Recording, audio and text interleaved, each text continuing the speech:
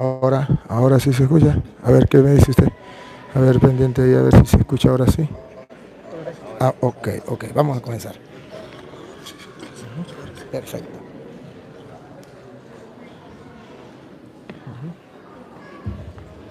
El micrófono.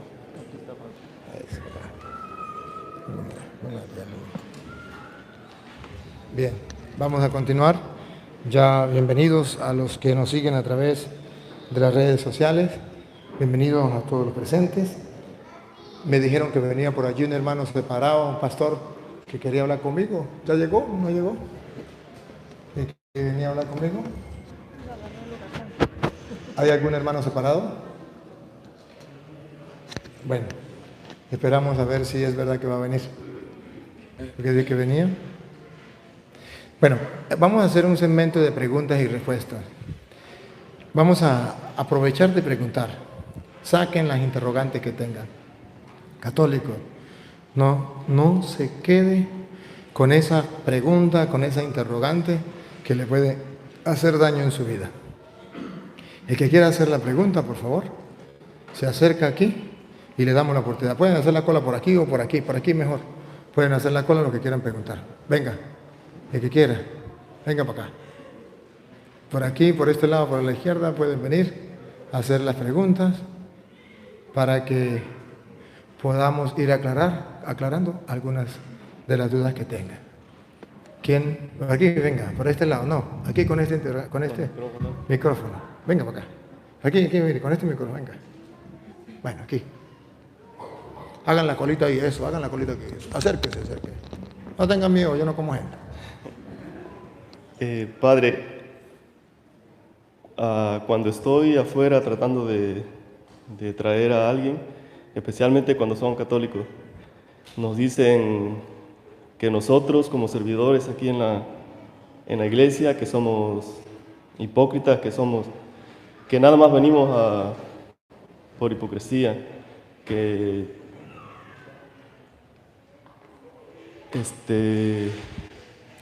entre nosotros mismos tenemos divisiones. Mi pregunta es, ¿cómo nosotros dentro de la iglesia podemos hacer para que estemos más unidos, para ser un ejemplo de vida para los que tratamos de traer a la iglesia? Muy bien, para nosotros ser ejemplo y estar unidos, tenemos que permanecer en Cristo. Centrar toda la atención, la mirada en el mismo Señor Jesucristo. Tenemos que centrar la mirada en Él. Cuando todos caminemos hacia el mismo ideal que es Cristo, entonces no tendremos problema, porque todos vamos hacia la misma dirección. Cuando uno del grupo pierda la dirección, pierda la meta, pierda la mirada hacia Cristo, ahí comienza la división. Porque puede ser que pone la mirada en su ego, en su yo, para salir él adelante. Y no como San Juan que decía, que él crezca y yo disminuya. La mirada tiene que ser en el Señor. Ahora, siempre, dice la Biblia, siempre habrá divisiones. 1 Corintios, capítulo 11, versículo 17. No se preocupe usted por eso. La Sagrada Escritura dice, eso tiene que existir. Ha existido y existirá. 1 Corintios 11, 17. Al dar estas disposiciones, no los alabo, porque sus reuniones son más para mal que para bien. Pues ante todo, oigo que al reunirse en la asamblea hay entre ustedes divisiones, y lo creo en parte. Eso está ahí escrito. Hay divisiones entre ustedes, lo creo en parte. Y escuche lo que viene. Desde luego, tiene que haber entre ustedes disensiones. ¿Acaba de oír? Repítalo. Desde luego, tiene que haber entre ustedes disensiones. Siempre tiene que haber divisiones. Sigan. Para que se ponga de manifiesto quiénes son los auténticos entre ustedes. ¿Para qué hay disensiones? ¿Para qué hay discordias? Para que se ponga de manifiesto quiénes son los que tienen virtud, quiénes no. O de otra manera, Jesús dijo, yo los envío como ovejas en medio de lobos. Entonces, tiene que haber pelea para saber quién es el lobo, quién es el que grita, quién es el que insulta, quién es el que humilla.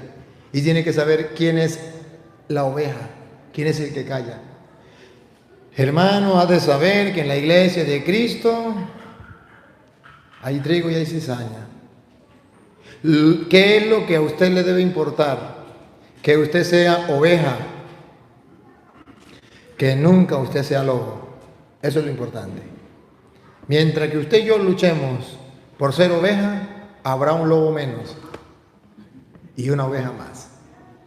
Pero siempre habrá divisiones, disensiones, discordias, porque el diablo trabaja. Otra preguntita. Sí, padre, mi pregunta es, yo trabajo con un compañero que es de otra religión y abordamos a veces los temas sobre por qué los sacerdotes no se casan. Quisiera, tener una respuesta más clara, si es un mandamiento estrictamente por Dios o es un reglamento de los primeros papas. ¿Usted es casado? Sí. Usted debe entender por qué los curas no se casan.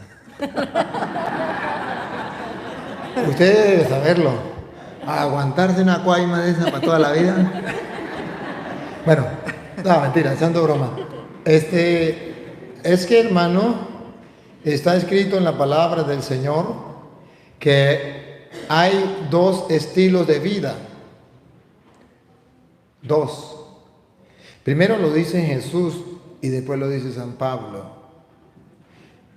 Dos maneras de vivir. Jesús, Mateo capítulo 19, versículo del 9 en adelante. El Señor Jesús va a hablar que hay dos estilos de vida, que los hermanos separados no lo saben. Escuchemos. Yo les digo, el que se divorcia de su mujer fuera del caso de unión ilegítima y se casa con otra, comete adulterio. Los discípulos le dijeron. El primero es el matrimonio y que no se puede separar porque comete adulterio. El primer don, el primer regalo, que ahí no está en discusión, es el matrimonio. Ya todos lo aceptamos. Los discípulos le dijeron. Si esa es la condición del hombre que tiene mujer, es mejor no casarse. Si uno no se puede separar de la mujer y si le sale una tigra, es mejor no casarse. Aquí está la segunda parte. Es mejor no casarse. La primera parte, es mejor casarse y no se pueden separar. La segunda parte, es mejor no casarse. Y aquí viene Jesús a explicar por qué es mejor no casarse. Pare la oreja. Jesús les contestó, no todos pueden captar lo que acaban de decir, sino aquellos que han recibido este don. ¿Qué es el no casarse? Un don que Dios da. El casarse es un don. El no casarse es un don. Pero no el no casarse porque pues no puede casarse. No, el no casarse ¿de qué manera? Paren la oreja. Hay hombres que han nacido eunucos. Es decir, que no se pueden casar. Son incapacitados para el sexo. Y eunuco significa que no funcionan sexualmente. Otros fueron mutilados por los hombres. En castellano los castraron o los caparon. Hay otros todavía que se hicieron tales por el reino de los cielos. Sí funcionan, no son capados, pero por amor al reino de los cielos no se casa. Y miren cómo termina Jesús diciendo. Entienda el que pueda. Se lo traduzco en castellano. Que los protestantes que son esclavos del sexo no pueden creer que se pueda vivir la vida de pureza y castidad o de celibato. Entienda el que pueda significa que hay personas que no cabe en su cabeza que otros puedan vivir sin pareja. Porque son esclavos y el ladrón juzga por su condición. Entienda el que pueda. Si los protestantes no pueden entender, ¿qué vamos a hacer? Ahora en labios de Pablo, 1 Corintios capítulo 7, versículo 1. 1 Corintios capítulo 7, versículo 1. Para que vean ustedes ¿Qué dice la Sagrada Escritura? En cuanto a lo que ustedes me han escrito, La misma pregunta le hicieron a San Pablo por escrito. bien le está al hombre abstenerse de mujer. Bien le está al hombre abstenerse de mujer. ¿Por qué los protestantes no enseñan eso? Versículo 7. Mi deseo sería que todos fueran como yo. ¿Pablo era casado o era soltero? Soltero. Mi deseo es que todos fueran como yo. Mas cuál tiene de Dios su gracia particular. Mas cada cual tiene de Dios su gracia particular. Casarse es una gracia de Dios. No casarse es una gracia de Dios. Y es particular. Usted tiene la gracia de casarse, el otro tiene la gracia de no casarse. Su gracia es particular. Unos de una manera, otros de otra. Uno de una manera, otro de otra. ¿Se da cuenta que en la Iglesia Católica existen las dos? Uno de una manera, otro de otra. En los protestantes solo casados, más nada. ¿Y la otra gracia? ¿El otro don? Sigan.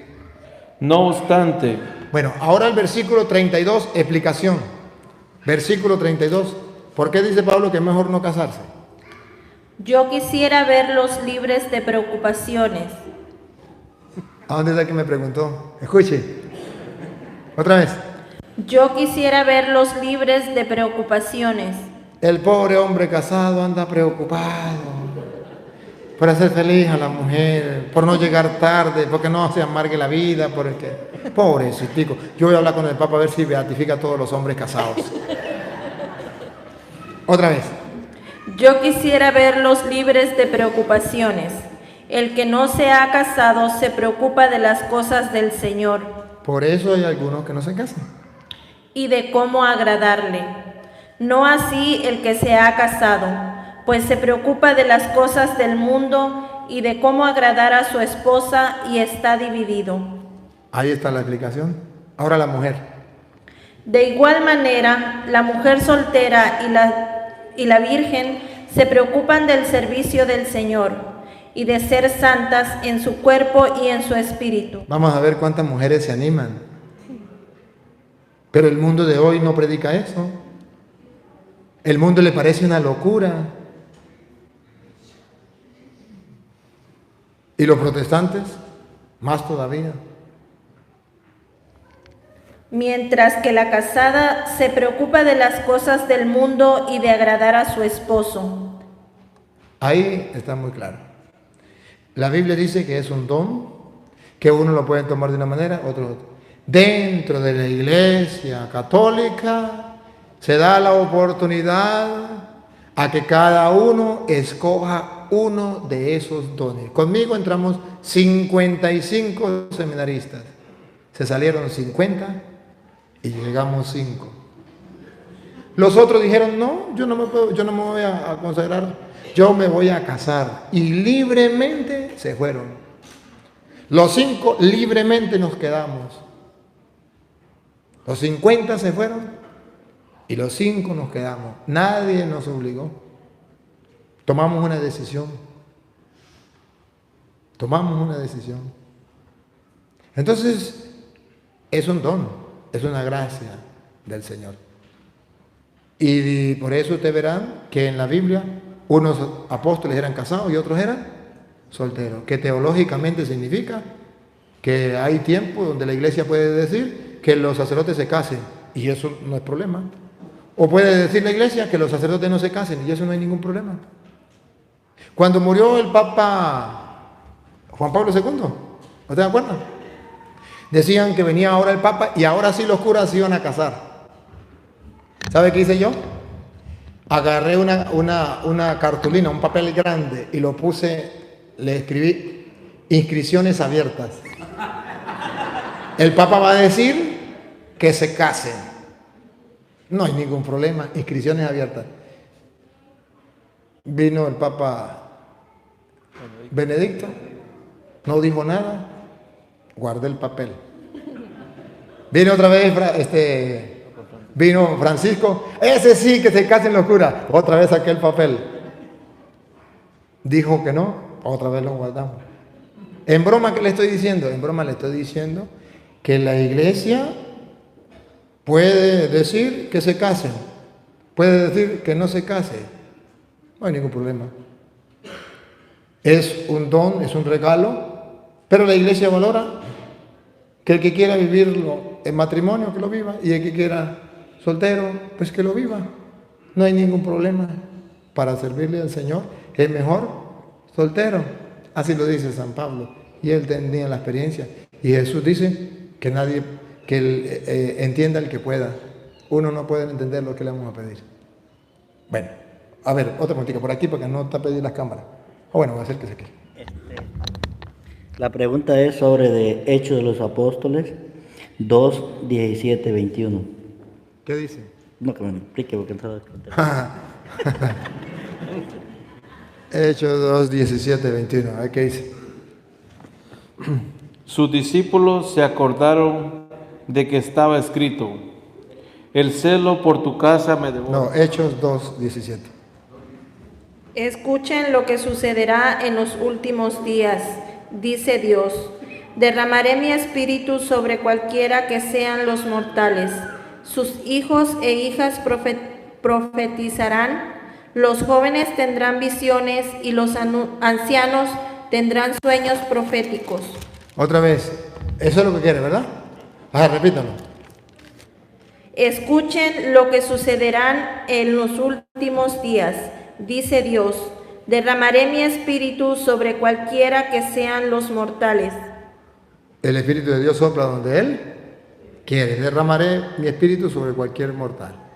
Dios puede derramar su espíritu en el que Él quiera. Punto. Siga. Sus hijos e hijas profetizarán. Sus hijos e hijas profetizarán. ¿Y qué significa profetizar? Llevar el mensaje de Dios a otras personas. Se lo traduzco en castellano. Que cuando el Espíritu Santo actúa en ti y en mí, podemos ir a llevar el mensaje de Dios. Profetizar no es como dicen los protestantes. Inventar que se va a acabar el mundo en el 2000. Estoy profetizando. No, eso no es profetizar. Profetizar no es inventar cosas que van a suceder. Profetizar es ser instrumento de la palabra de Dios. Dios me habla, Dios me dice a través de su palabra y yo predico la palabra del Señor. ¿Qué es un profeta? El que lleva un mensaje de parte de Dios. Dios le habló en su palabra y va a profetizar. Profetizar no es el que viene a anunciar desastres. No. Profetizar no es el que viene diciendo el futuro, adivinando el futuro. Eso es idea de los protestantes, que el profeta es el que viene adivinando futuro. No, el profeta no es el que viene adivinando futuro. El profeta es el que viene anunciando la palabra del Señor. Es el que viene llevando el mensaje de Dios. Y de ahí viene el don de profecía, que es el que lleva el mensaje de Dios, que predica el mensaje del Señor. No que inventan cosas que van a suceder y nunca suceden, como hacen los protestantes. Son profetas, pero nunca sucede lo que dicen, porque lo que hacen es inventar. El Señor me ha dicho que si usted no se convierte, se le va a morir un hijo. Anda profetizando, profetas del desastre. Esa no es la profecía.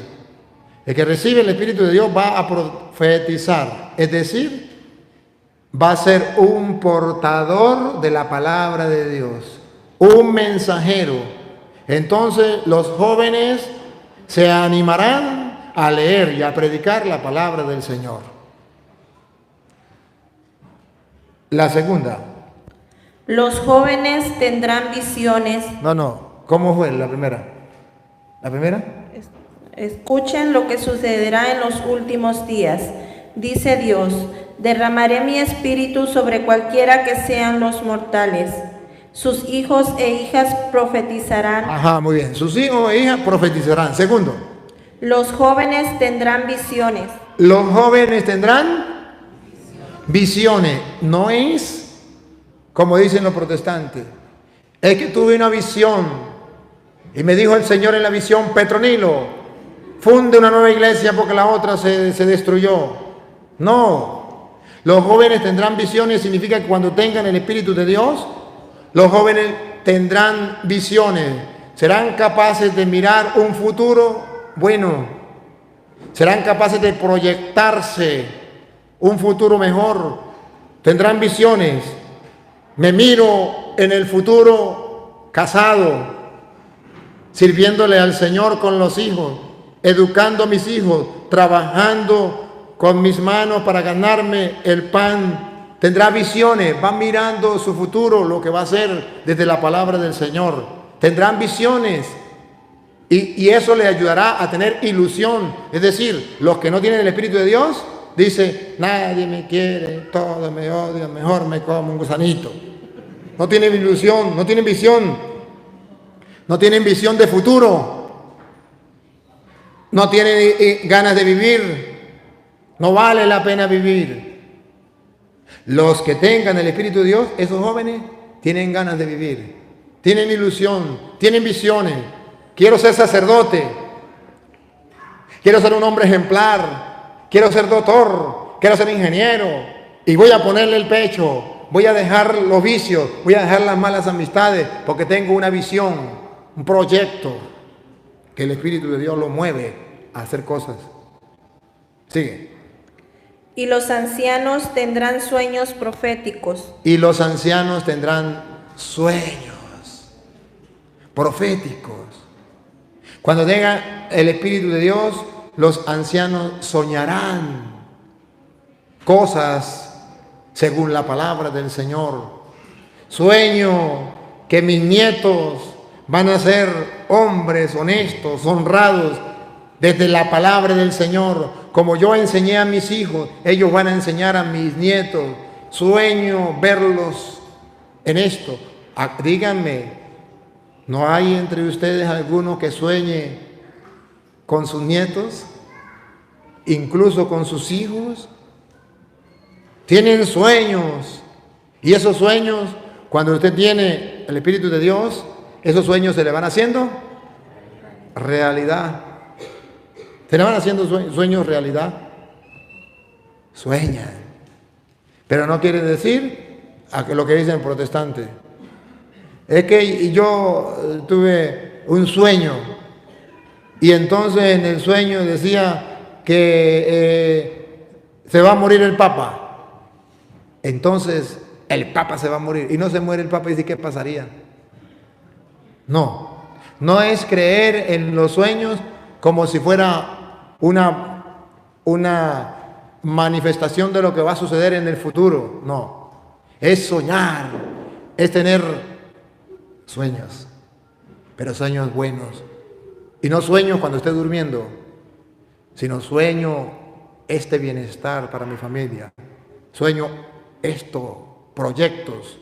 Entonces eso es lo que los protestantes no entienden. Entonces andan diciendo que ellos ven visiones, que ellos todos los sueños son importantes y por eso se equivocan, mal interpretando las Sagradas Escrituras. Otra preguntita, ¿me?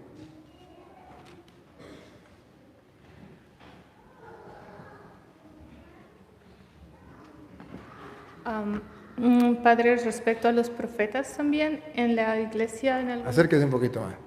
Ok, respecto a los profetas, en la iglesia muchas veces hay los grupos carismáticos y voy a veces a algunos cuando tengo que participar y escucho a algunos amigos y personas que participan también en la comunidad aquí de donde vengo, que bueno, que tal persona es profeta y que tal persona ha visto y ha hecho y no sé cómo reaccionar a eso. Y también a veces yo con respeto voy y como no entiendo prefiero un poco alejarme porque también hablan como lengua supuestamente pero no se les entiende nada y yo entendía que cuando ellos hablaron en lenguas era para comunicarse con otras personas en lenguas reales, no, cosas que no entiendo, entonces solo prefiero respetar, pero a veces no sé cómo responder cuando se ponen en posición que he tenido este sueño y ha venido y me ha pasado esto, y no sé si hago mal en alejarme o qué decir. Esa es mi pregunta. Sí, eso es contaminación de los protestantes, de la doctrina protestante. Mal interpretar lo que es la profecía. La profecía en el Antiguo Testamento era distinto a lo del Nuevo. Hebreos capítulo 1, versículo 1 dice: en tiempos pasados Dios habló a nuestros padres por medio de los profetas. Ahora, en últimos tiempos, ha hablado por medio de su Hijo. Escuche.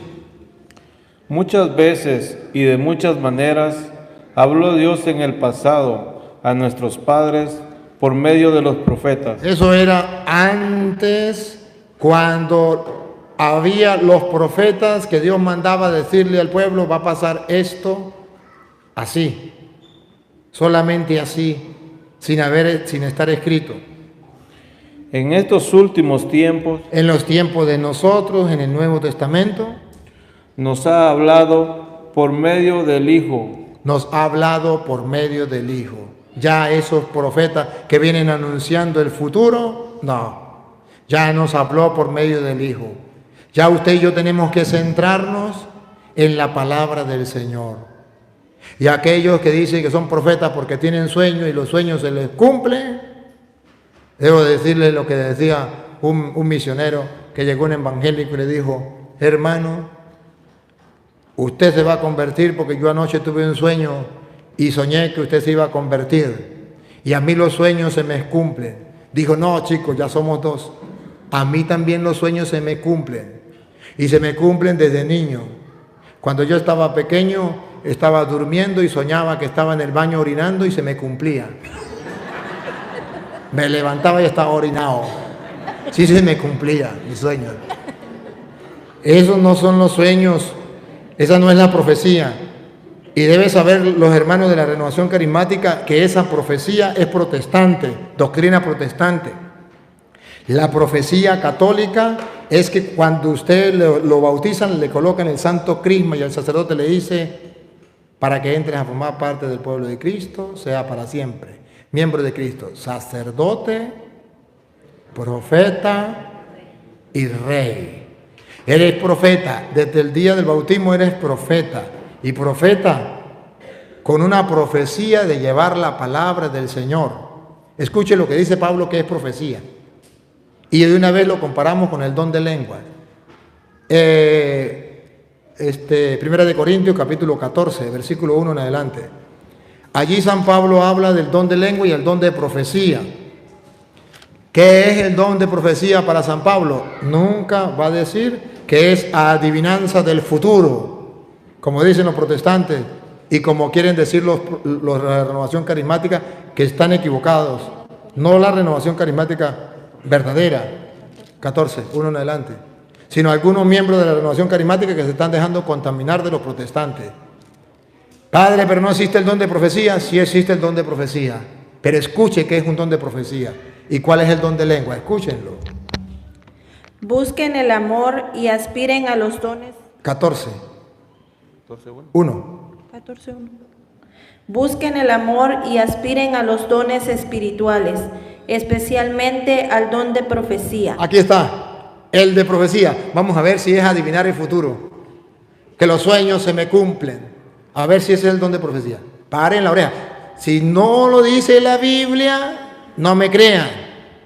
Pero si lo dice la Biblia, comiencen a creer y no le crean a los protestantes.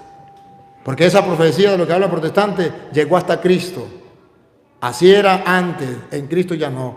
Ya habla por medio de su Hijo, a través de su palabra. Escuche el don de profecía, repita. Busquen el amor y aspiren a los dones espirituales, especialmente al don de profecía. Vamos a ver si esa profecía es adivinar el futuro o que los sueños se cumplan. Vamos a ver. El que habla en lenguas habla a Dios. Aquí está el don de lengua también. Los dos, siga.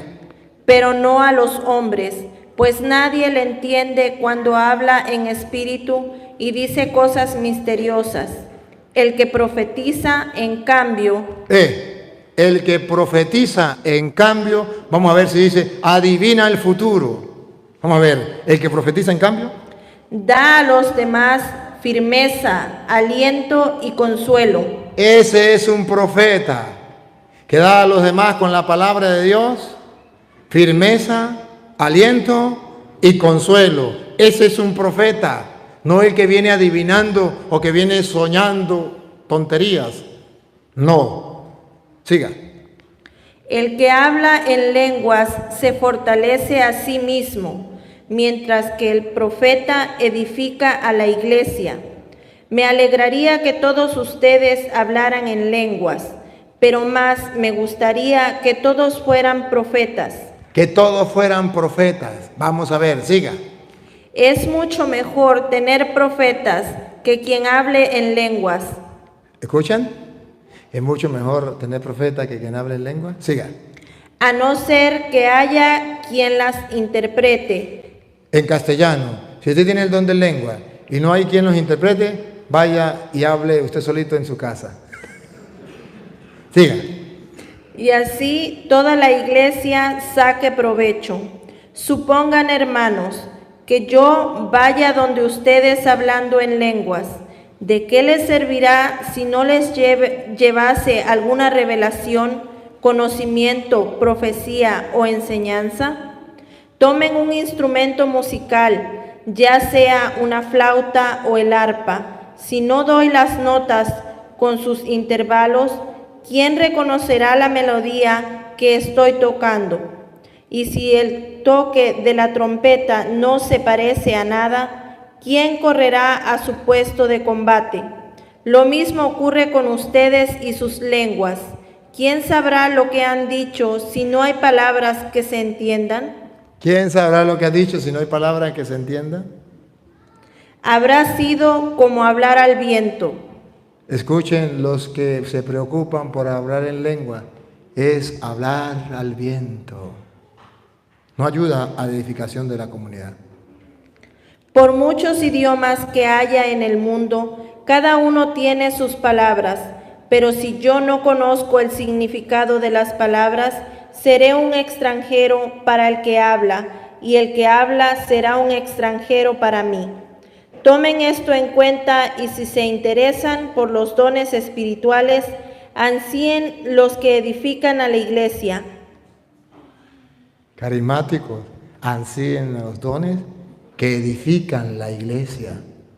Escuche. Así no les faltará nada. El que habla en alguna lengua, pida a Dios que también la pueda interpretar. Ahí está el consejo para los que hablan en lengua. Cuando oro en lenguas, mi espíritu reza, pero mi entendimiento queda inactivo. ¿Estará bien esto? Debo rezar con mi espíritu, pero también con mi mente. Cantaré alabanzas con el espíritu, pero también con la mente. Si alabas a Dios solo con el espíritu, ¿qué hará el que se conforma con escuchar? ¿Acaso podrá añadir amén a tu acción de gracias? Pues no sabe lo que has dicho. Tu acción de gracias habrá sido maravillosa, pero a él no le ayuda en nada. A la comunidad no le ayuda en nada. Doy gracias a Dios. Escuche, doy gracias a Dios. Porque hablo en lenguas más que todos ustedes. Más que los evangélicos y más que los carismáticos. Pero cuando me encuentro en la asamblea, sigamos el ejemplo de Pablo, prefiero decir 5 palabras mías que sean entendidas y ayuden a los demás, antes que 10,000 en lenguas. San Pablo practicaba el don de lengua en su casa y hablaba en lengua más que los demás. Pero cuando estaba en la comunidad, no se lucía el don de lengua. Yo tengo el Espíritu Santo porque yo hablo en lengua. Saramay, saramay, saramay, saramay, saramay. No, eso no edifica. Eso edifica su ego, su yo. Yo tengo a Dios agarrado por la chiva. Yo aquí soy más importante que el obispo, más importante que el cura, porque yo hablo en lengua y el obispo no habla en lengua. Yo tengo el Espíritu Santo y el obispo no. El cura no. Por eso no le hago caso al cura. Se llena de soberbia y se vuelve desobediente y orgulloso. ¿O no? ¿Por qué los de la renovación carismática? No todos.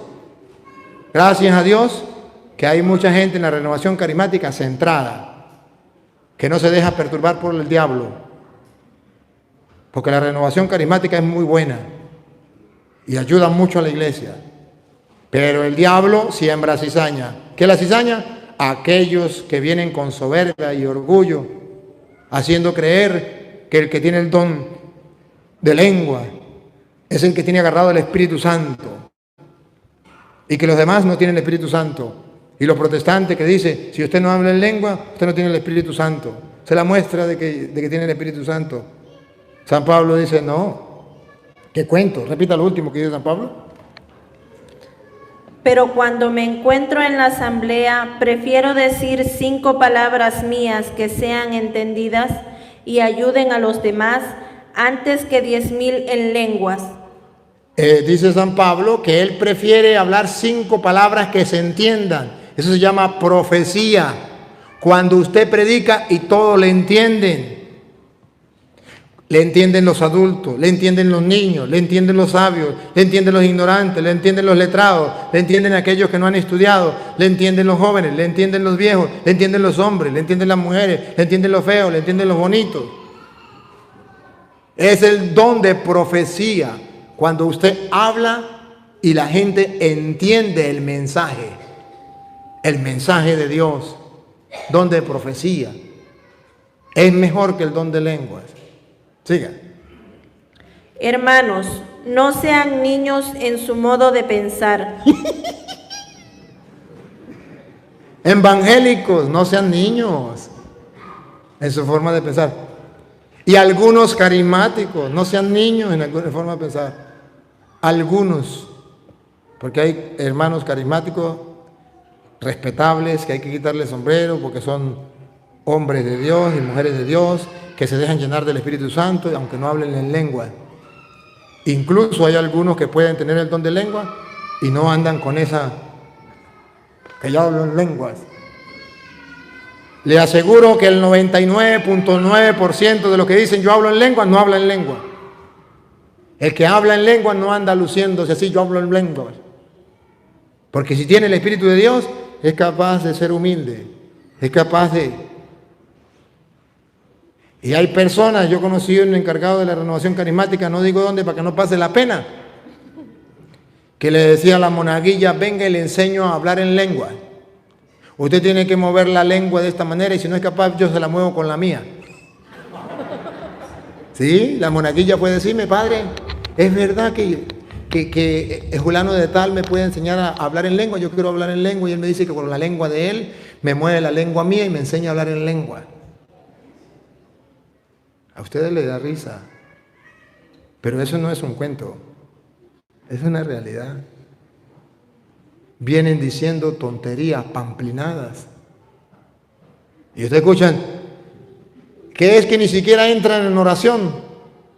Los evangélicos o los carismáticos que son fanáticos y quieren asustar a la gente, ni siquiera entran en oración y ya están hablando en lengua. Nada, hermano. El Espíritu Santo sopla donde quiere, nadie posee así, dueño del Espíritu. Él sopla donde Él quiere y cuando Él quiere y punto. Sigue. Sean como niños en el camino del mal, pero adultos en su modo de pensar. Dios dice en la ley, hablaré a este pueblo en lenguas extrañas y por boca de extranjeros, pero ni así me escucharán. Entonces, hermanos, la palabra del Señor nos viene a mostrar que el don de lengua sí existe, pero que no edifica la comunidad. Y que Dios le da ese don a la persona particular, no es comunitario. Y cuando Dios quiere que sea comunitario, le da el don de interpretarla o alguien que lo interprete. Y ustedes verán que el día que vino el Espíritu Santo sobre los apóstoles, que venían las lenguas de fuego, recuerde que ellos hablaban todos el mismo idioma, el idioma de los judíos. Y venía gente de todo el mundo, y a pesar de que ellos hablaban su idioma, todo el mundo le entendía. Ahora los protestantes al revés, hablan el mismo idioma que nosotros y nadie le entiende.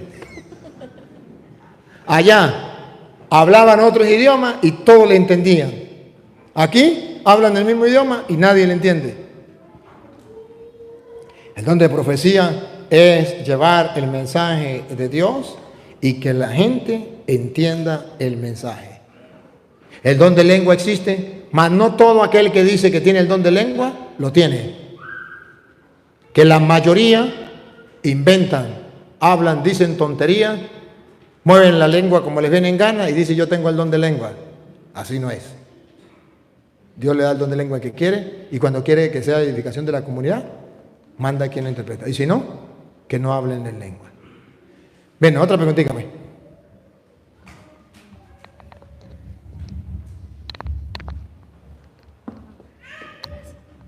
Padre, me preguntan que por qué los católicos tenemos santos y que por qué los brujos usan entonces los santos en las santerías y de verdad son como nosotros los creemos. Y la otra pregunta, perdón, es... ¿Por qué no una y después la otra? ¿Por qué nosotros tenemos santos? Porque en la Biblia habla que tenemos que recordar a aquellos hombres de fe que nos motivan. Hebreos, capítulo 11, versículo, vamos a leerlo desde el 5 en adelante. La Biblia habla de aquellos hombres que nos dieron ejemplo y que sirven para nosotros seguir adelante sirviendo al Señor. ¿Por qué tenemos los santos? Hebreos 11, 5, óigalo. Por la fe, Enoc fue trasladado sin ver la muerte. Por la fe, Enoc fue trasladado sin ver la muerte. Un ejemplo, por la fe, ejemplo de fe. Versículo 7. Por la fe, Noé, advertido sobre lo que aún no se veía, con... Ejemplo de fe, Noé, versículo 8. Por la fe, Abraham, al ser llamado por Dios, obedeció y salió para el lugar que había de recibir en herencia. Ejemplo de fe. Ahí hay una lista larga que no la voy a leer toda. Lea el 22, el 32, versículo 32. ¿Y a qué continuar? ¿A qué continuar toda esa lista? Pues me faltaría el tiempo si hubiera de hablar sobre Gedeón, Barak, Sansón, Jefté, David, Samuel y los profetas. Todos esos son ejemplos para nosotros. Podemos seguir ese ejemplo. Capítulo 12, versículo 1. Ponga cuidado cómo dice. Por tanto, también nosotros, como el pueblo de Israel, recordabas aquellos ejemplos de fe, también nosotros, teniendo en torno a nuestro tan grande nube de testigos, también nosotros teniendo en torno nuestro tan gran número de testigos. Entonces, ¿qué son los santos? Testigos como Abraham en la fe, como Isaac, como Jacob, testigos en la fe, dignos de recordar. Ejemplo para nosotros. Podemos seguir el ejemplo de esta persona. Por eso tenemos los santos. Pero es que los brujos utilizan la imagen de los santos y entonces por eso los santos son malos. Pregunto. ¿Y los brujos no utilizan la Biblia? ¿Y no tienen la Biblia también en el lugar donde tienen los santos? Entonces, ¿para qué tienen los protestantes la Biblia si los brujos la usan? ¿Por qué los brujos tienen la Biblia? ¿Por qué los brujos tienen los santos? Porque el diablo es padre de toda mentira. Y para poder engañar a los cristianos, dice, yo soy un brujo bueno, aquí tengo la Biblia. Yo soy un brujo bueno, aquí tengo un santo. Eso se llama una carnada para engañar. Por eso utilizan los santos, por eso utilizan la Biblia. Solo para engañar, porque el diablo es padre de toda mentira para hacer creer que son cosas buenas. Pero no quiere decir que la Biblia sea mala, porque los brujos la utilizan como carnada. Pero no es que la Biblia sea mala, no es que los santos sean malos.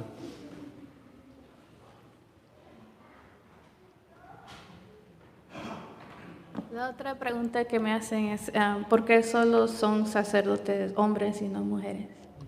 Por la razón teológica que Jesucristo, a quien representa el sacerdote, es hombre.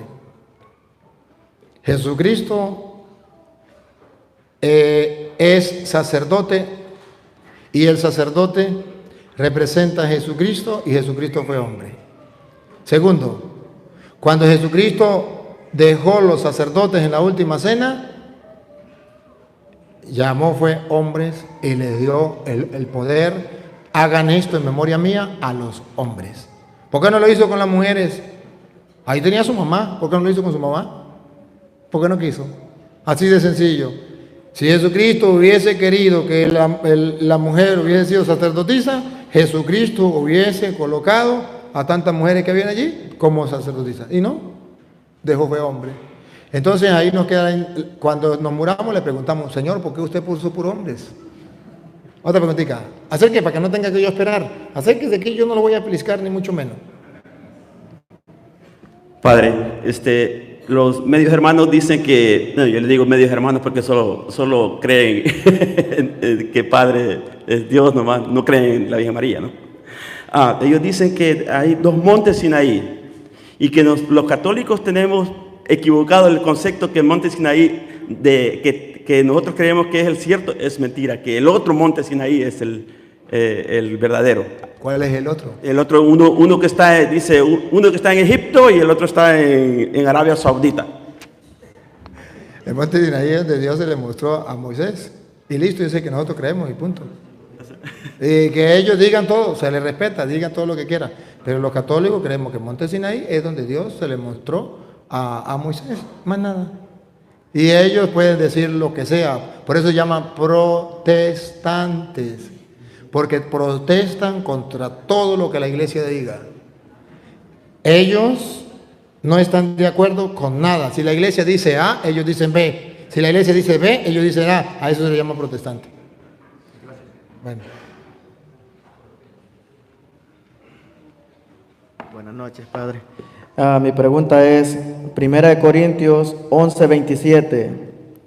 Así pues, cualquiera que come del pan o bebe de la copa del Señor, de manera indigna, comete un pecado contra el cuerpo y la sangre del Señor. ¿A qué pecado se refiere? Siga leyendo para que se dé cuenta a qué pecado se refiere. Siga leyendo porque todavía no he dicho a qué pecado se refiere. Ponga cuidado.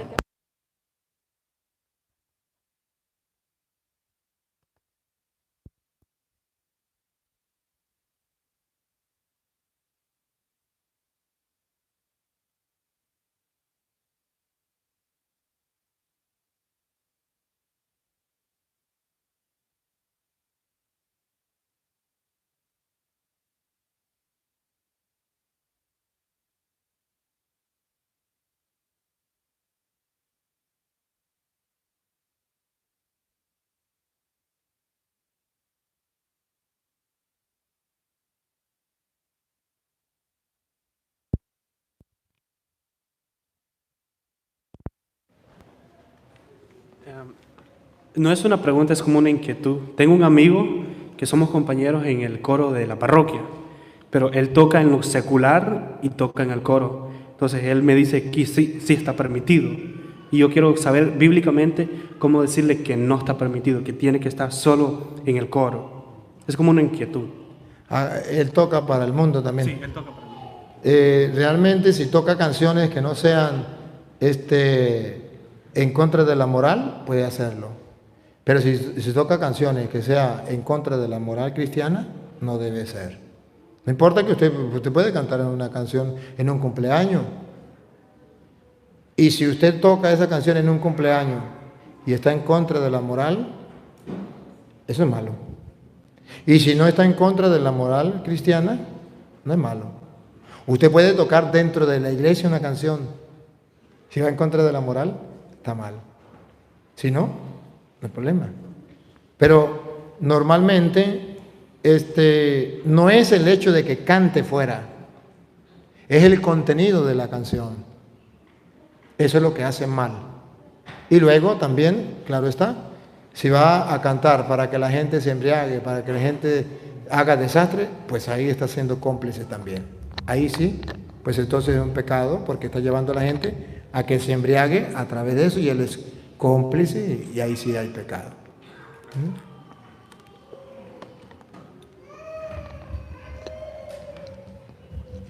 Padre, ¿qué tal?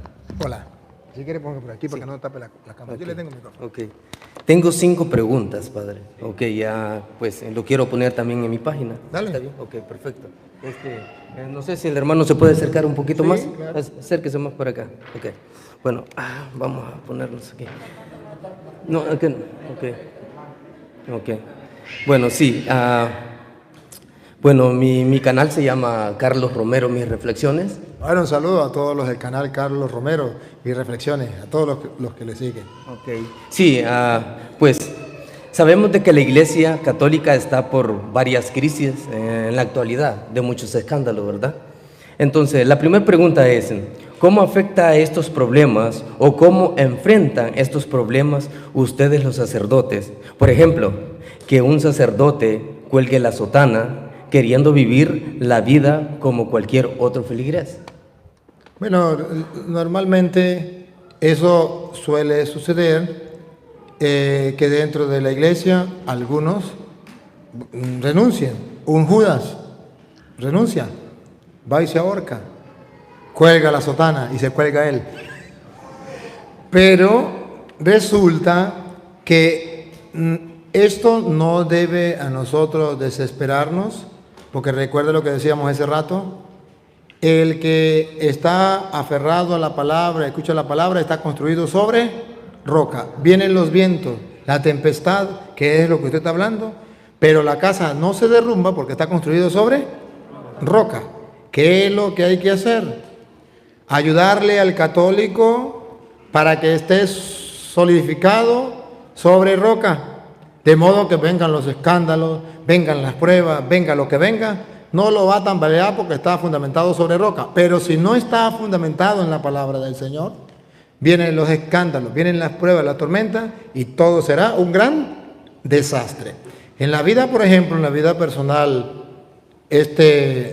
no me afecta, solamente lo que tengo que orar y pedirle a Dios por esas personas y también por mí, para que me dé la fuerza de seguir adelante. Aquello de que dice, cuando vea la casa del vecino ardiendo, ponga la suya en remojo. Eso es lo que tenemos que hacer. ¿Y cómo asume la iglesia esto?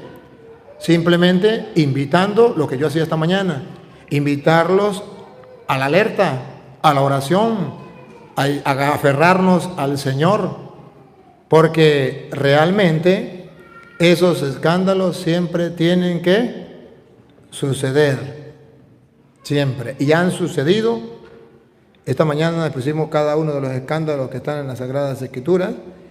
Y eso tiene que suceder, pero nosotros no tenemos la fe puesta en hombres. Ahí está el secreto de la iglesia. Por eso la iglesia ha dicho a los católicos, no pongan la fe en hombres, pongan la fe en Cristo. Por eso la iglesia dice, no estamos de acuerdo cuando una parroquia, la gente dice, cambiaron al cura, pues entonces no vamos a la iglesia, o nos metemos a evangélicos, o renegamos de la fe. ¿Está siguiendo a un cura o está siguiendo a Cristo? Por eso es el llamado constante a seguir a Cristo, la mirada puesta en el Señor. Y mientras que usted y yo nos mantengamos unidos a Cristo, no hay problema. No hay problema. Que un sacerdote asuma, diríamos, en su libertad, el deseo o la acción de colgar la sotana, se le respeta, pero no es lo correcto, pero no está bien, pero se le respeta. Y si lo hace, por ejemplo, y dice, es que me quiero casar, la iglesia dice, ánimo, pida el permiso, y se le da el permiso y se puede casar, no hay ningún problema. pero haga las cosas bien hechas. Sí puede un sacerdote decir, me enamoro, quiero hacer las cosas correctas, le digo, escribo al Papa, me enamoré, me quiero casar. El Papa le dice, bien, vamos a darle el permiso. Le da permiso, se casa, forma una familia, no hay ningún problema. ¿Qué es lo malo? Lo que hizo, por ejemplo, el padre Alberto Gutiérrez, eso sí es malo. Que en vez de hacer las cosas correctamente, se sale y se va a una secta. Ah, eso es un pecado. Eso ya es grave. ¿Cuántos sacerdotes han dicho, bueno, ya le serví al Señor y me siento cansado y no quiero? Y el Papa le ha dicho, cásese, y se han casado. No hay ningún problema. Pueden seguir yendo a la misa, no presidir la misa, pero si van a la misa pueden comulgar, pueden confesar una vida cristiana normal y santa. Eso se puede hacer. Lo que estaría mal es que se renuncie y se vaya al otro bando, se vaya a la perdición, se vaya al mundo. Entonces ya no hay buena intención. Entonces quiere decir que ya el diablo lo agarró. O de otra manera, abandonó la oración, abandonó el aferrarse a Cristo y se fue, se dejó llevar por el que te conté. Y ahí sí hay problema. Sí, padre, la otra es, ¿ha sido el celibato la causa principal de que algunos sacerdotes sientan soledad o quieran vivir la vida diferente? No. Realmente no. Jesús dice en Mateo capítulo 11, versículo 28. San Mateo capítulo 11, versículo 28. Nuestro Señor Jesucristo nos da una gran lección. Él nos dice lo que le puede pasar al Papa, a los obispos, a los curas o a los laicos. Óigalo. Vengan a mí todos los que están fatigados y sobrecargados. Jesús dice que hay un momento en que usted se va a sentir cansado, sobrecargado. Va a llegar ese momento. Llámese Papa, llámese obispo, llámese cura, llámese laico, llámese como se llame, usted va a pasar por ahí. Es inevitable. El maestro ya lo dijo. Cuando estén cansados y agobiados, vengan a mí y yo los aliviaré. Él no dice, el que esté conmigo no le va a llegar el cansancio, no le va a llegar la fatiga, no le va a llegar la soledad, no le va a llegar las pruebas. No. Repítalo. Vengan a mí todos los que están fatigados y sobrecargados, y yo les daré descanso. Tomen sobre ustedes mi yugo y aprendan de mí, que soy manso y humilde de corazón, y hallarán descanso para sus almas. Y hallarán descanso para sus almas. El Señor Jesús entonces aquí nos está diciendo que el problema no es el celibato. El problema es que no estamos haciendo caso a Él. Vengan a mí el que esté cansado y agobiado y yo lo aliviaré. Encontrarán en mí descanso. Ese sí es el problema. Que los sacerdotes nos está pasando lo mismo que a ustedes. Mucho trabajo, mucho activismo. Nos estamos convirtiendo en Marta. Muchas cosas le preocupan. Una sola es necesaria. María escogió la mejor parte y nadie se la quitará. Esa mejor parte no la estamos teniendo. Y si el sacerdote, no, lo digo por experiencia, y si el sacerdote no se asegura él su oración, nadie lo va a hacer. Nadie lo va a hacer. El sacerdote debe asegurarse, llueva, trueno, relampaguee, su oración constante. Como le decía no sé cuándo, un día con ganas y un día sin ganas, son 2 días iguales en que tengo que orar. Porque tengo que estar lleno de la gracia de Dios. Nadie da lo que no tiene. Ustedes no saben la energía, llamémoslo así, la energía que roba el atender a la gente. Ustedes no saben el cansancio que se siente confesando. Ustedes no saben cómo la carga que ustedes traen queda sobre el sacerdote. Ustedes lo pueden tener idea porque usted viene cargado y habla con el sacerdote y se va aliviado. Pues esa carga se la dejó él. Y no es 1, es 2, es 3, es 4, es 5. Más. Pero si el sacerdote es capaz de agarrar eso y ponerlo a los pies del Señor, venga a mí que esté cansado y agobiado, y yo lo aliviaré. Entonces, ya todo eso se elimina. Pero si no lo ponemos en la mano del Señor, mire lo que dice allá en San Juan capítulo 15, versículo 5. Eso es una advertencia para todos. Llámese sacerdote o no se llame sacerdote, porque ustedes también un día van a sentir lo mismo. Yo soy la vid y ustedes los sarmientos. El que permanece en mí y yo en él, ese da mucho fruto, pero sin mí no pueden hacer nada. Sin mí no pueden hacer nada. Al que no permanece en mí, lo tiran y se seca. El que no permanece en mí, se seca. Y eso suele suceder. El sacerdote que descuida la oración, se seca. Cuando ustedes sean curas, tengan cuidado. Asegúrense de la oración. Y el sacerdote que se dedica solamente a celebrar misa y no se dedica a reflexionar, a meditar la palabra y a orar, se seca, se quema. Por eso la Santa Madre Iglesia en el derecho canónico dice que el sacerdote debe celebrar una misa diaria, mucho, 2 misas. Y los domingos debe celebrar 2 misas máximo. Pero si hay urgencia, debe celebrar con el permiso del obispo 3, pero no más. Los sacerdotes desobedecemos a nuestra Madre Iglesia que tiene experiencia. Celebramos cada día 2, 3, 4 misas. Y los domingos celebramos 5 y 8 misas. ¿Qué pasa? Nos quemamos. Y eso es lo que está pasando. Los sacerdotes caímos en el activismo y hemos abandonado la oración. Y eso se paga caro. Se paga caro. Se seca.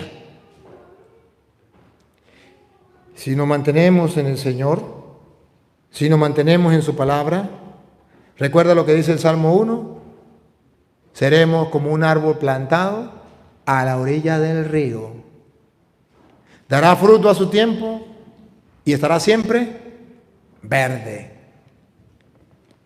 Yo lo digo por experiencia. Yo he hecho la experiencia. A veces digo, hoy no voy a orar. A ver cómo va la cosa. Nada. De una. Pero cuando me mantengo en oración, vengan problemas, vengan pruebas, vengan tormentas, vengan. Y cuando viene la angustia o viene lo que sea, Señor, ayúdame. Y Él inmediatamente me tiende la mano. Lo digo por experiencia. A mí nadie me lo contó.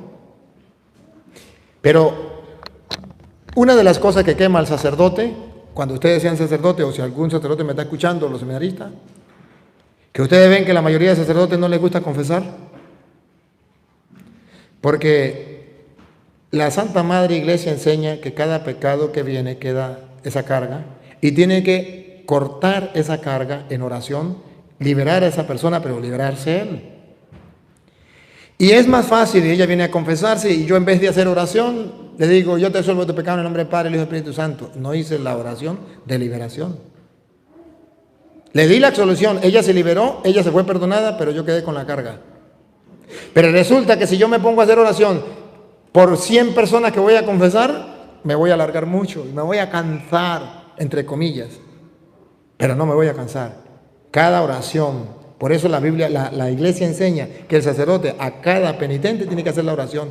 Dios Padre misericordioso, tú que reconciliaste consigo al mundo, le estoy poniendo en manos de Dios la carga que trae esa persona. Tú reconciliaste consigo al mundo por la muerte y la resurrección de tu Hijo Jesucristo y enviaste al Espíritu Santo para el perdón de los pecados. Concédele a este sinvergüenza, que digo, a este hermano, por el ministerio de la Iglesia, el perdón y la paz. Es una oración que me libera. Yo te absuelvo de tus pecados en el nombre del Padre, del Hijo y del Espíritu Santo. No decirlo de palabra. Cuando yo hago esa oración como sacerdote, quedo nuevecito, nuevecito, nuevecito. Venga el otro. Y viene el otro y quedo nuevecito, nuevecito. Lo digo por experiencia. Yo me he sentado a confesar.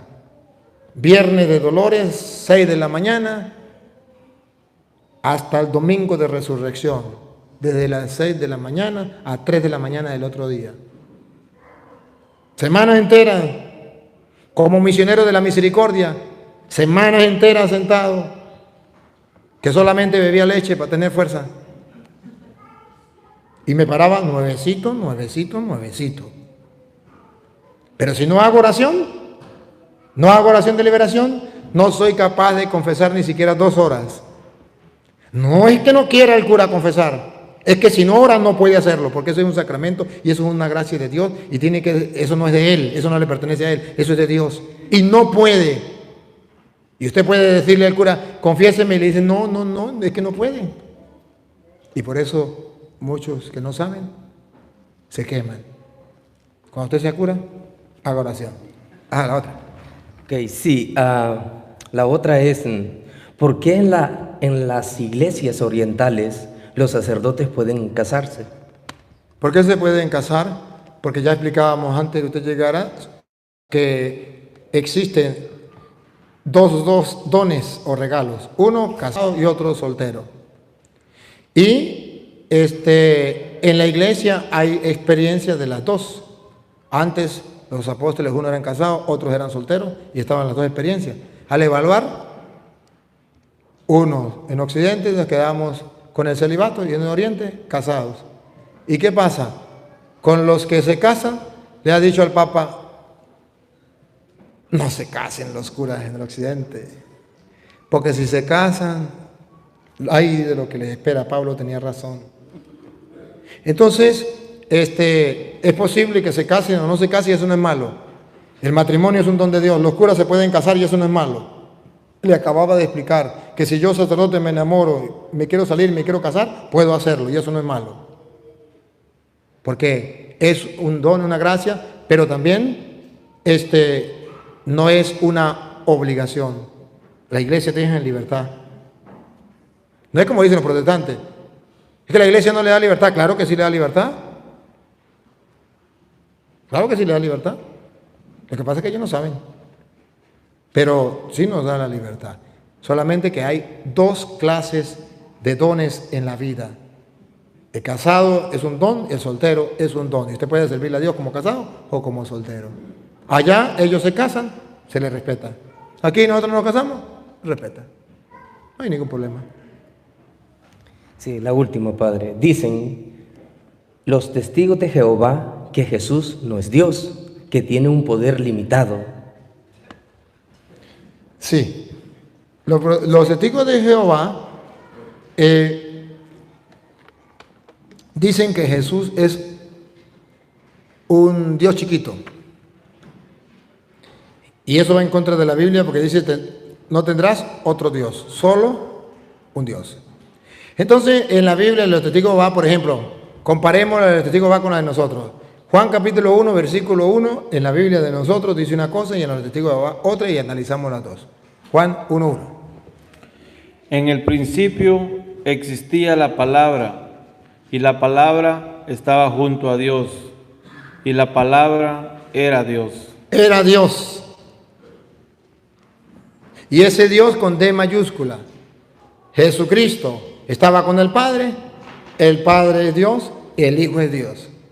En la testigo de Jehová, como ellos tienen su propia imprenta, no ponen, y en el principio de la palabra estaba con Dios y la palabra era Dios. Pone, y la palabra era un Dios, y ese con D minúscula. Un Dios chiquito. Eso va en contra de la revelación. No puede haber 2 dioses, un solo Dios. Ahora bien, que dice que tienen poder limitado, no han leído Mateo capítulo 28, versículo 18. Eso es mentira. No es un poder limitado. Jesucristo es el Todopoderoso. Que ellos no lo hayan leído es otra cosa. Pero la Biblia dice que tiene todo el poder. Jesús se acercó y les habló así. Pongan cuidado.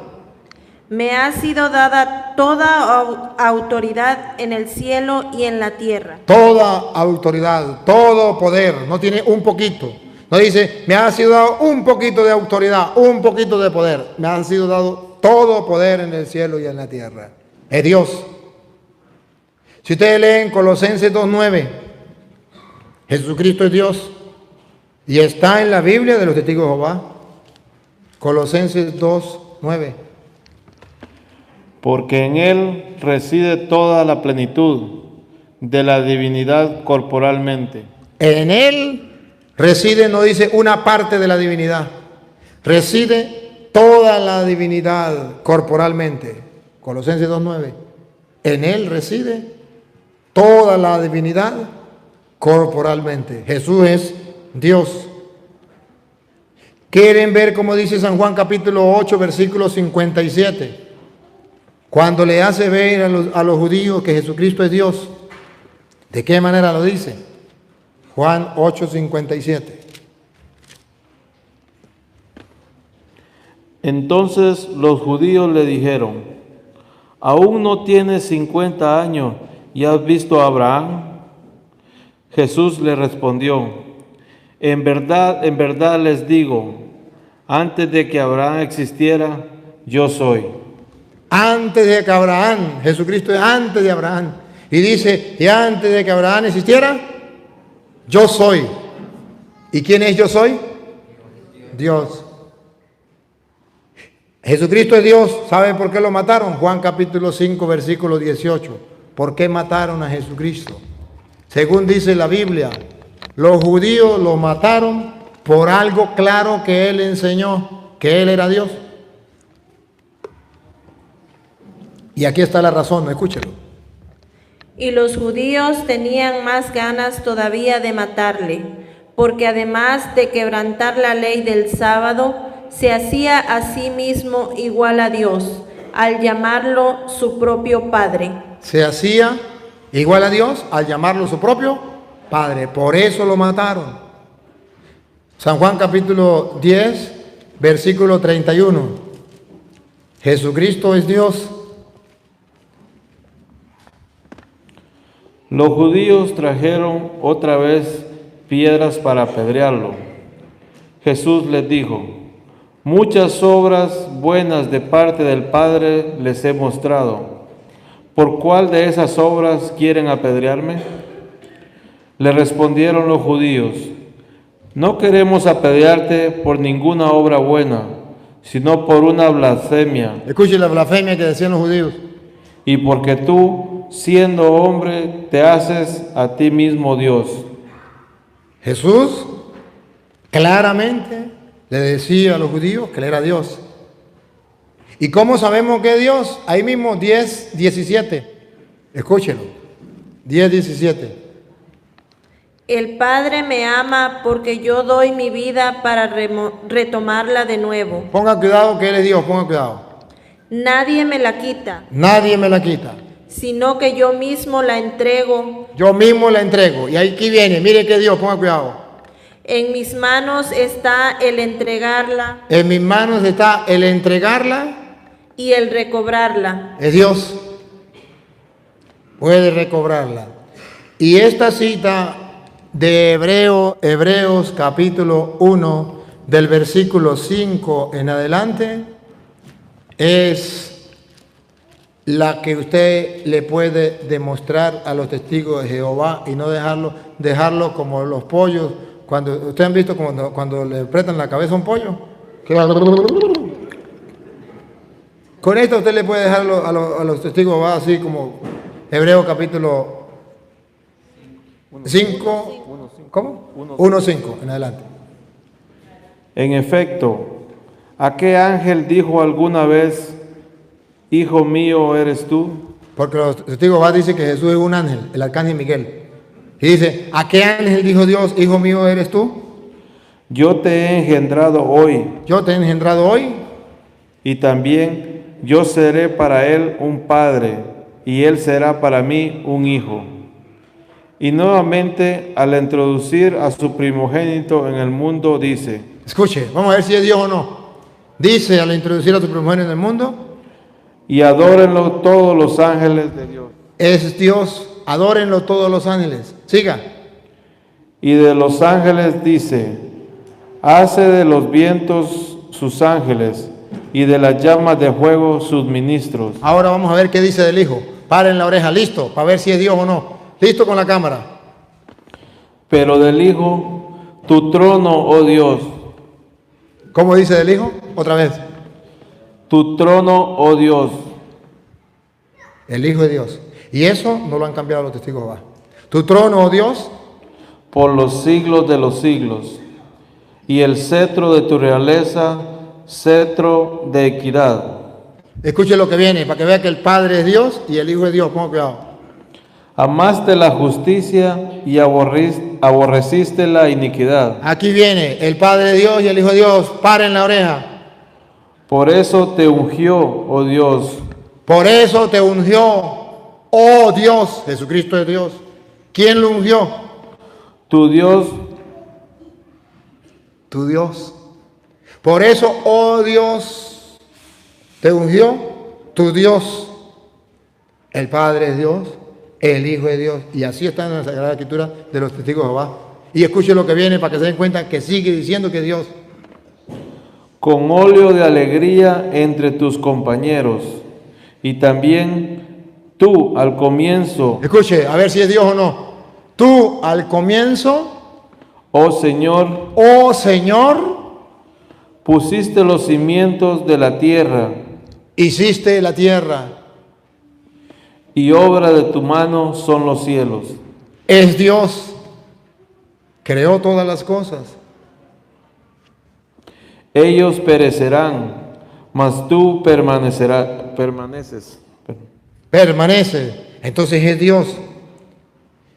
Y bueno, alguna otra cita que no la voy a leer, pero para que ustedes la recuerden, cuando Tomás dice, Señor mío y Dios mío, de Juan 20, 28. O Mateo 1, 23, la Virgen dará luz y pondrá a un hijo y le pondrán por nombre Emmanuel, que significa Dios con nosotros. ¿Cuál es el problema de los testigos de Jehová? Se lo voy a decir. Que Jesucristo tiene por papá a Dios y tiene por mamá a la Virgen María. El papá de él es Dios y la mamá es humana. Del papá agarró la naturaleza divina y de la mamá agarró la naturaleza humana. Entonces Jesucristo tiene las dos naturalezas. Y usted puede encontrar en la Biblia la naturaleza humana de Jesús. Comía, lloraba, dormía, sentía cansancio. Naturaleza humana. Y puede encontrar la naturaleza divina. Resucitó a Lázaro, caminaba sobre las aguas, sabía los pensamientos de los demás. Entonces, era Dios. Los testigos de Jehová buscan solamente el hilo donde muestra en la Biblia que Jesús es humano. Claro que es humano. Y la va a encontrar porque la mamá es humana, tiene naturaleza humana. Pero la Iglesia Católica busca el hilo de la naturaleza humana y dice, Jesús es verdaderamente humano. Aquí está, mire. Pero Jesucristo es verdaderamente Dios. Mire dónde está aquí el hilo. Es verdaderamente Dios. Ellos se quedan solamente con la naturaleza humana porque se van por un solo hilo. Le falta el segundo. Sí, gracias Padre por contestar mis preguntas. Pues quiero que les dé la bendición a la comunidad que me sigue, a mí, a todos los hermanos, mis seguidores y todo eso, a la comunidad, y bendiga mi canal que yo tengo, lo hago para evangelizar. ¿Cómo se llama? A Carlos Romero, Mis Reflexiones. Bueno, todos los hermanos que nos siguen a través del canal Carlos Romero, Mis Reflexiones, que el Señor Todopoderoso les bendiga, adelante, que se sigan formando a través de la palabra del Señor. Es necesario instruirnos. Un grato placer. Gracias. Bueno, vamos entonces los últimos.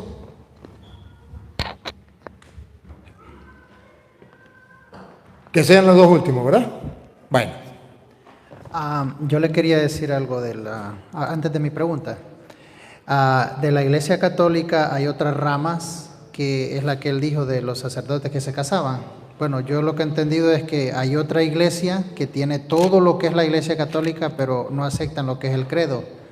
Esa, no sé si me equivoco, pero es la ortodoxa, que los sacerdotes se casan, pero ellos ya tienen diferentes funciones. Sí, la ortodoxa es apostólica y está en comunión con la Iglesia Católica, aun cuando no perfecta, porque no no están en comunión con el Papa, pero sí están en una cierta comunión con la Iglesia, y la Iglesia la reconoce como apostólica. Sí, no está fuera de la doctrina de la Iglesia, allí se casan. También hay otras iglesias de ritos orientales donde también se casa, pero pertenece a la Iglesia Católica. Bueno, mi pregunta es, un amigo me mandó un video. Yo tengo de estar en la iglesia, gracias al Señor, 3 años. El día que yo entré a la iglesia, él me preguntó que a qué iglesia iba y me empezó a decir muchas cosas. Le digo, yo no te puedo contestar en este momento porque no entiendo mucho. Pues bueno, me mandó un video de otro predicador que lo conoce usted, Rafael Díaz, que él dijo que Pedro, en la Biblia no sale que Pedro, sale que tiene suegra, pero no mujer. No sale en la Biblia, no dice nada. Entonces él me mandó un video de que en Corintios 9:5, primera de Corintios 9:5 dice que acaso no tenemos... Vamos a escucharlo. Eso está equivocado ese predicador. Sí, de ese predicador que el amigo que dice, este Díaz tiene razón. La Biblia no dice que Pedro tenía esposa, dice que Pedro tenía suegra.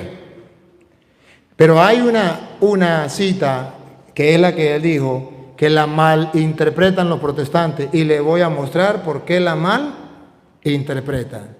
Digo, 1 Corintios 9, ¿qué? 9:5, óiganla. La malinterpretación de los protestantes. Dice, es que aquí dice la Biblia que Pedro tenía mujer. No. Y le voy a mostrar por qué no. No tenemos derecho a llevar con nosotros una mujer cristiana, como los demás apóstoles y los hermanos del Señor y Cefas. ¿Quién está hablando? Pablo. ¿Qué está diciendo Pablo? No tenemos derecho a llevar con nosotros una mujer cristiana, como lo hace Cefas y como lo hacen los demás apóstoles del Señor. Ahí no está hablando de la esposa. ¿Cómo sabemos que no está hablando de la esposa? Porque quien está hablando es Pablo y dice, no tenemos derecho de nosotros llevar una mujer cristiana con nosotros. No está hablando de esposa. Recuerde que antes, en el Antiguo Testamento, la mujer no valía nada. La mujer no podía andar con el hombre. La mujer era cero a la izquierda. Y en las cosas de Dios no podía estar metida. Tenía que ser el hombre. Cuando viene Cristo, ya dice, usted se queda ahí, ya dice Gálatas 3:28, que con el bautismo, escúchelo, Gálatas 3:28, ya se acaba eso del Antiguo Testamento. Ya no hay diferencia entre judío y griego, entre esclavo y hombre libre. No se hace diferencia entre hombre y mujer. Aquí la pelea es que Pablo dice, ya se acabó la diferencia entre hombre y mujer. Antes no se podía andar con una mujer. ¿Se acuerda cuál fue el problema cuando Jesús se encontró con la samaritana allá? Que ellos se escandalizaron. Porque no estaba permitido. Pero no habla de esposa.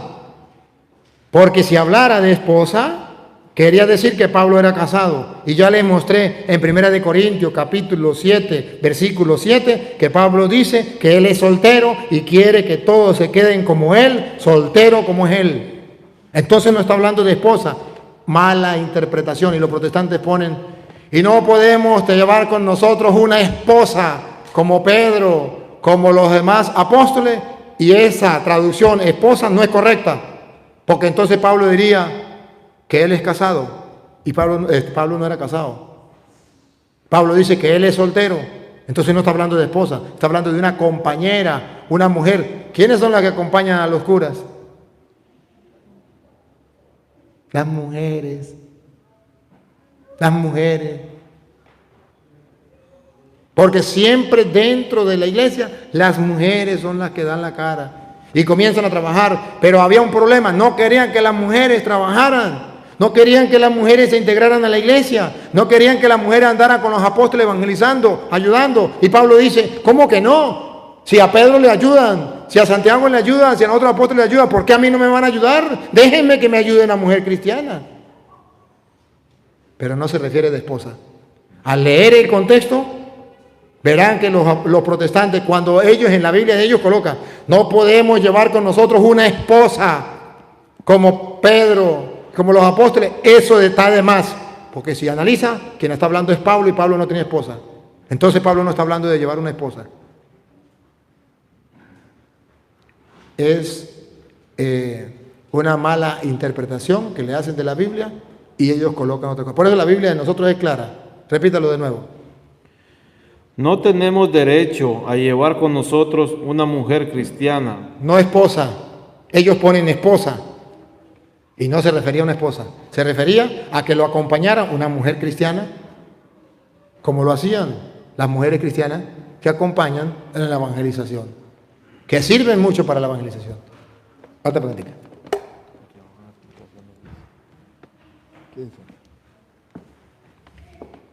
Padre, mi pregunta es acerca de la intercesión. Cuando se trata de imposición de manos, ¿cuál es la forma apropiada de hacerla para nosotros como laicos? ¿Y cuáles son las consecuencias cuando no se hace apropiadamente y sin preparación espiritual? La imposición de manos, la Iglesia Católica la prohíbe, no porque sea que no se pueda hacer solamente. No. La prohíbe porque se le da mal uso. Porque la gente no sabe lo que es imponer manos. ¿Quién impone manos? El que se cree más que los demás. El que cree que tiene el Espíritu Santo poseído, es dueño del Espíritu Santo. Y vean, yo sí impongo manos. Usted no puede imponer manos. Como usted no tiene el Espíritu Santo, yo le impongo las manos a usted y usted a mí no. Porque yo tengo el Espíritu Santo. Entonces se llena de vanidad la persona y de orgullo de imponer manos y no sabe las consecuencias que vienen. Esto trae un contacto de aquí para allá y de allá para acá. Si ella está cargada de influencias dañinas, me puede dañar a mí. Si yo no tengo bastante oración y una fuerza de vida espiritual. Y todo el mal que ella tenga, sea enfermedad o sea espíritu maligno, puede destruirme a mí. La iglesia lo sabe. Y la iglesia le suplica a los de los carismáticos, no impongan las manos, por favor, porque se pueden hacer daño, porque se pueden acostumbrar a imponer manos, e imponer manos a cualquiera sin estar preparado, y como ya se acostumbró, dice, pues yo sigo imponiendo manos, y el día en que menos lo piense, se va a enfermar. Yo, sacerdote, he tenido que atender a muchos de la renovación carismática, enfermos por imponer manos. A mí nadie me lo ha contado, yo lo he vivido. Eso no es correcto. Y ciertamente que a través de la imposición de manos también se puede ayudar cuando hay la gracia de Dios, puede ayudarse a la otra persona, ciertamente. Pero recuerde, también a través de la imposición de manos, si yo no estoy en gracia de Dios, si yo tengo un espíritu de maldad, al yo imponerle mano a usted, lo puedo llevar a eso. Le puedo transmitir eso. Cuando los protestantes imponen la mano a una persona, es para taparles el cerebro, la mente y volverlos tercos. Que usted escuche la palabra de Dios y no le entra por aquí y le sale por aquí. Tiene ojos para ver y no ve porque ya le impusieron las manos y le dieron ese espíritu de apostasía, de rechazo de la palabra del Señor. Y por eso usted dice, ¿cómo este hermano se le dice, se le muestra, lee mismo él en la Biblia y todavía no se da cuenta que es la verdad? Porque le impusieron las manos y le dieron ese espíritu de apostasía, ese espíritu de tapado los oídos y tapado los ojos para no ver. Eso es lo dañino y por eso un católico no tiene por qué dejarse imponer las manos de los protestantes. Porque ahí viene ese espíritu de apostasía. Ese espíritu de maldad, de rechazo, de odio, o como dice, de renegar de la fe. Y eso se le va a transmitir a usted. Y usted como un tonto, baja la cabeza que le imponga la mano. O usted a veces dice, pues yo voy a imponer mano, porque yo tengo el don de sanación. Demuéstremelo. Si tiene el don de sanación, demuéstremelo. ¿El don de sanación es suyo o es de Dios? De Dios. Si es de Dios y usted tiene el don de sanación, no necesita imponer manos. Solamente, Señor, mira, quitar a la hermana que está enferma. Por ese don de sanación que me ha dado, te suplico que tu Santo Espíritu obre en ella. Sánale, Señor, con tu poder tú puedes hacerlo. ¿No lo puede sanar el Señor? ¿No recuerdan allá allá de San Mateo? ¿Cuál es? San Mateo 8:5, del centurión romano. Tengo a mi hijo que está enfermo. Jesús dijo, voy a ir a orar. Y le dijo, no, yo sé que tú tienes el don de sanación. No soy digno de que entre en mi casa. Si realmente tiene el don de sanación, di una palabra y mi siervo quedará curado. Y Jesús dijo, este hombre sí tiene fe. Y quedó curado. Tenía el don de sanación. Si el protestante le dice a usted, yo quiero ir a su casa a orar por usted, porque yo tengo el don de sanación, dígale, no. Si tiene el don de sanación, ore por mí desde su casa. Y ya quedó curado. No soy digno de que entres en mi casa. Solo di una palabra y quedaré curado, porque tienes el don de sanación. Pero si realmente tiene el don de sanación, el don no es suyo, es de Dios. Pídele al Señor y se sana. Basta con que le pida. La cuestión es que hay un fanatismo y una doctrina protestante y hay que tener mucho cuidado en eso. Y la iglesia le recomienda a los carismáticos, no se dejen llevar por la doctrina protestante. Oren por los enfermos, sí, pero no impongan manos. Se pueden hacer daño, le pueden hacer daño. No lo hagan. Pero la soberbia y la desobediencia pueden llevar a la persona a eso, a desobedecer. Y por eso muchas personas que desobedecen e imponen mano terminan que casi le patina el coco. Se enferman. Pero los que obedecen, ¿cuánta gente en la renovación carismática hace mucho bien sin necesidad de imponer mano? Porque el Espíritu Santo existe. Porque una de las virtudes que tiene la renovación carismática es creer que el Espíritu Santo existe y actúa. Y cuando invocan al Espíritu Santo se hace sentir. Claro que sí, transforma y sana, sin necesidad de imponer mano. Los de la renovación carismática saben que a veces se ponen a orar y una persona cayó en descanso del Espíritu así, sin que le impongan las manos.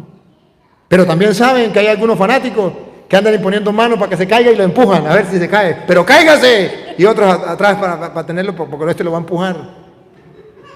No, así no es. Ni tan calvo ni con 2 pelucas. Oye, yo creo que me expliqué.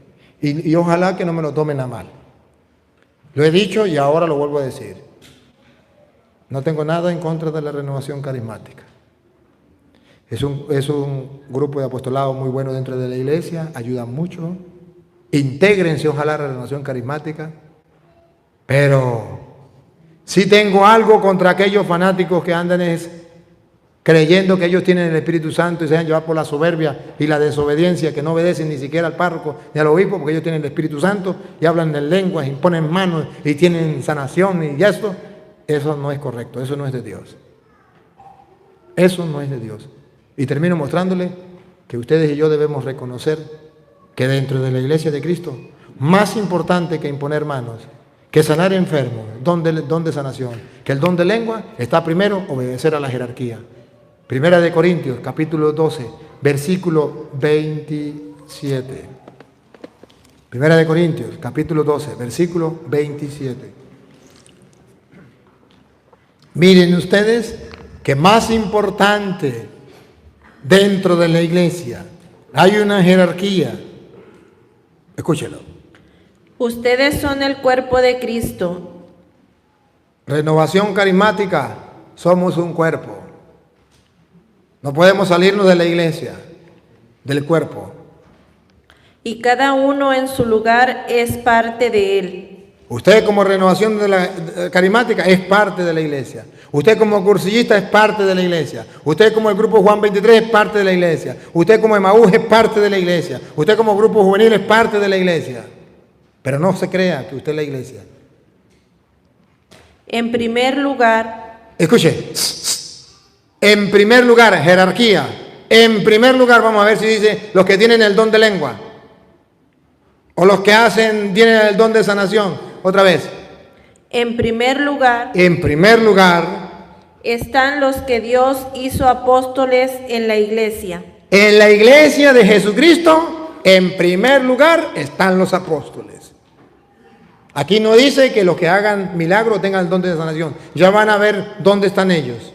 En primer lugar, los que Dios hizo apóstoles. La iglesia es, en primer lugar, apostólica. Y tenemos que obedecer a los legítimos apóstoles de Cristo, a los que traen la sucesión apostólica. Aunque no hablen lenguas. En primer lugar, obedecer a los apóstoles. Segundo lugar. En segundo lugar, los profetas. Los que vienen predicando la palabra del Señor sin cambiarla. Como Dios manda. Lo mismo que el Señor mandó. En tercer lugar. En tercer lugar, los maestros. Los maestros, los que enseñan la doctrina de nuestro Señor Jesucristo, para que nadie interprete por su propia cuenta la Biblia, como dicen los protestantes, porque si no, ¿para qué están los maestros? Si existe maestro, es porque nadie puede interpretar las Escrituras por su propia cuenta. Tercer lugar, y pongan cuidado, que después de ahí, no dice en cuarto lugar, en quinto lugar, vamos a ver. Después ya se acabó la jerarquía. Después vienen los milagros. Después. En primer lugar están los apóstoles, los profetas, los maestros. Después vienen los milagros, pero no están de primero los milagros. Siga. Luego el don de curaciones. El don de curaciones, luego, pero no están de primer lugar. Los protestantes dicen que en primer lugar están los milagros. Esa es la iglesia de Cristo porque aquí hay milagros. Aleluya, gloria al Señor. Esta es la iglesia de Cristo porque aquí se habla en lengua. Aleluya, gloria al Señor. Mentira. Eso no está en primer lugar. Siga. La asistencia material, la administración en la iglesia. Y escuche lo que viene ahora. Y los diversos dones de lenguas. Eso están de último. Y los protestantes los meten de primero. Y la renovación carismática, algunos, gracias a Dios no todos, están con doctrina protestante. Primero, don de lenguas, don de sanación. Eso no es de primero, lea la Biblia. Eso existe, pero no de primero. Usted puede ser que tenga el don de lenguas y el don de lo que usted quiera, pero si usted no obedece a los apóstoles de Cristo, fuera del cuerpo, no pertenece al cuerpo de Cristo, se está separando del cuerpo de Cristo, pasa a ser una secta, y eso es un peligro. Vean ustedes un debate que tuvo con unos pastores, donde uno de ellos decía que él era de la renovación carismática, y tuvo una iluminación por el Espíritu, y el Espíritu le dijo que se saliera y que fundara una nueva iglesia. Pero no dice cuál Espíritu. Vamos entonces a terminar dándole gracias al Señor por este bello compartir. Papá Dios, muchas gracias. Con tu palabra nos hemos fortalecido. Realmente ella nos ilumina. Y lámpara para nuestros pasos, luz de nuestro sendero. Te pedimos que esta palabra ilumine no solamente a nosotros, sino a los que nos siguen a través de las redes. No solamente a los católicos, también a los hermanos separados y a los ateos, aquellos que vean estas enseñanzas. Que tu Santo Espíritu toque la mente y el corazón de cada uno de nosotros. Que no seamos sordos.